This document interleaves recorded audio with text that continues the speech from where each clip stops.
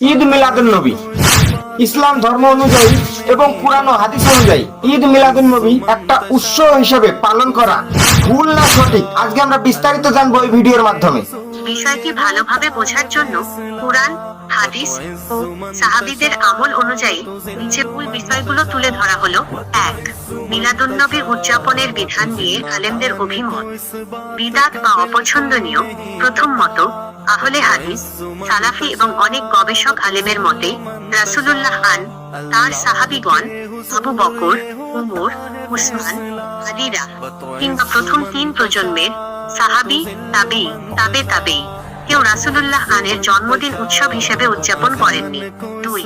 রাসূলুল্লাহ জন্মদিবস উপলক্ষে যা করেছিলেন, রাসূলুল্লাহ তার জন্মদিনকে কোনো উৎসব বা ঈদ হিসেবে উদযাপন করেননি, বরং তিনি ইবাদতের মাধ্যমে তা পালন করতেন।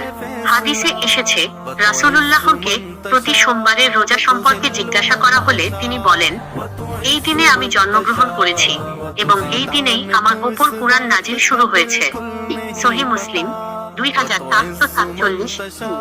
উৎসবের বদলে আমাদের যা করা উচিত, এর বাইরে লোক দেখানো উৎসবের বদলে একজন মুমিনের জন্য রাসূলুল্লাহ এর প্রতি ভালোবাসা প্রকাশের সঠিক উপায় হলো সোমবার রোজা রাখা। রাসূলুল্লাহ এর অনুসরণে সপ্তাহের প্রতি সোমবার রোজা পালন করা সুন্নাত। তাহলে বুঝতে পারলেন, দুনিয়াতে যেটাই করতেছেন একটু ভেবে চিন্তে করবেন আর এই ভিডিওটা বেশি বেশি পরিমাণে শেয়ার করবেন।